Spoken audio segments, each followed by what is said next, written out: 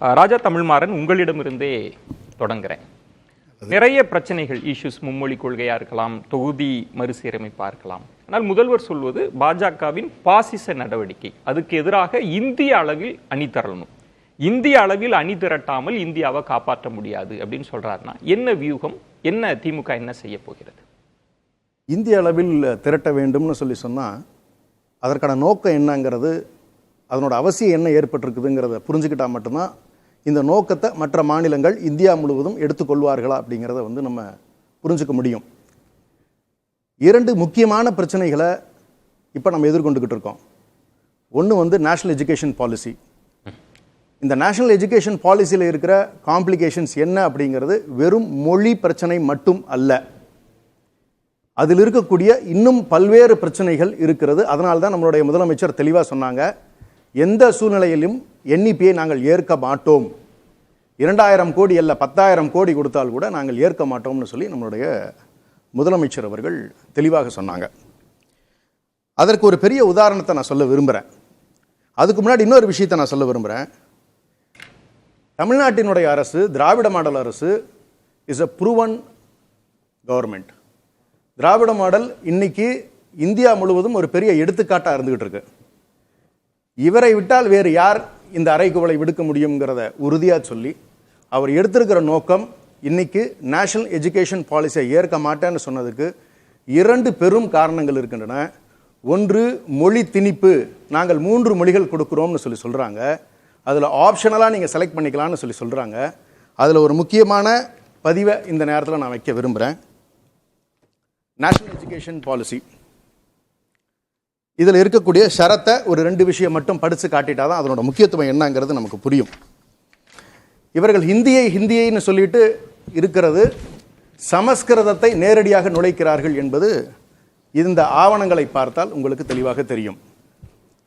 4.16 அவர்கள் சொல்வது, ஏக் பாரத் ஸ்ரஸ்தா பாரத் எனும் தொடக்க முயற்சியின் கீழ் செய்கைப்பாட்டில் பொதுவான ஒளியியல் அறிவியல் முறையில் ஏற்பாடு செய்த நெடுங்கணக்கு எழுத்துகள் மற்றும் கையெழுத்து முறை, அவற்றின் பொது இலக்கண கட்டமைப்புகள், சமஸ்கிருதம் மற்றும் பிற செம்மொழிகளிலிருந்து அவற்றினுடைய சொற்களஞ்சியத்தின் மூலங்கள், ஆதாரங்கள், அத்துடன் அவற்றின் வளமையான இடை, செல்வாக்குகள் மற்றும் வேறுபாடுகள் ஆகியவற்றில் தொடங்கி இந்திய பெருமொழிகள் பெரும்பாலானவற்றின் குறிப்பிடத்தக்க ஒற்றுமை பற்றி கற்றுக்கொள்வார்கள்.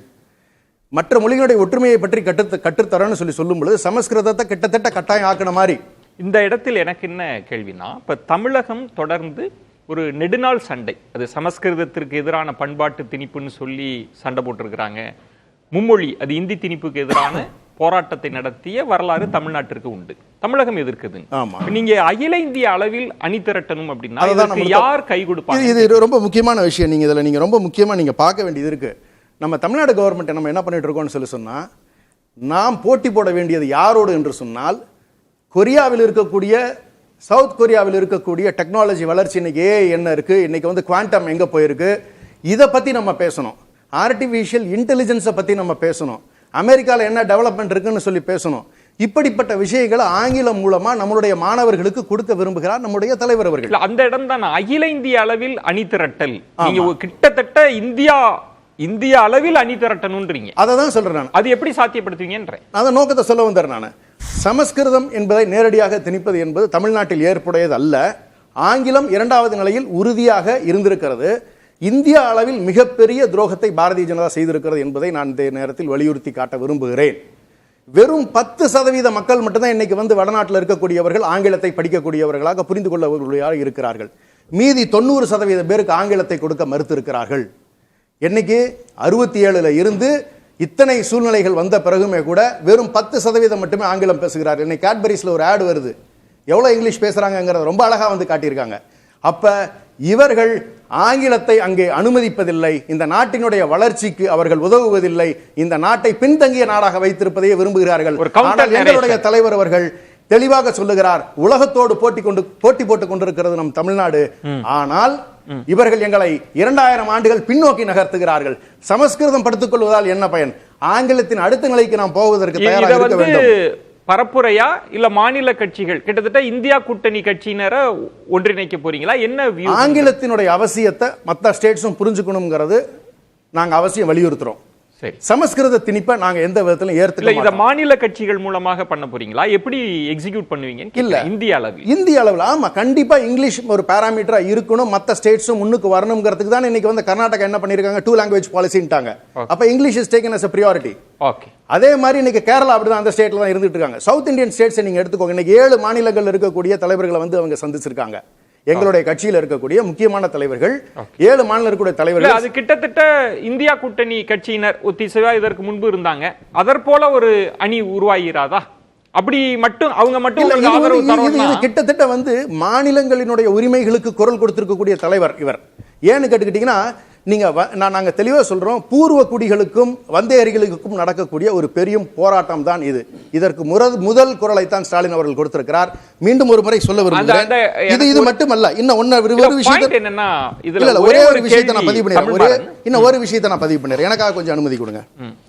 நேற்று பேசும் பொழுது தலைவர் ரொம்ப காட்டமா சொன்னாங்க, குலக்கல்வி அறிமுகப்படுத்தப்பட்டிருக்கிறது.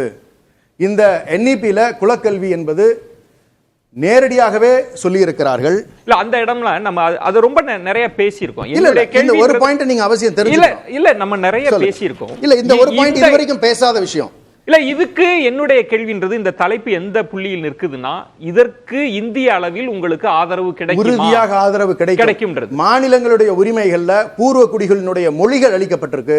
அந்த மொழிகளுக்கு குரல் கொடுத்த உடனே எல்லா மாநிலங்கள்ல இருந்துமே எங்களுடைய மொழி அளிக்கப்பட்டிருக்கு தலைவரே, எங்களுடைய மொழி அளிக்கப்பட்டிருக்குன்னு அனைத்து மாநிலங்களும் இந்த தலைவர் சொன்ன விஷயத்தை ஏத்திருக்காங்க. இன்னும் ஒரு கருத்தை நான் பதிவு பண்ணிடுறேன். கொஞ்சம் காத்துருங்க, மீண்டும் அடுத்து சொல்லலாம்.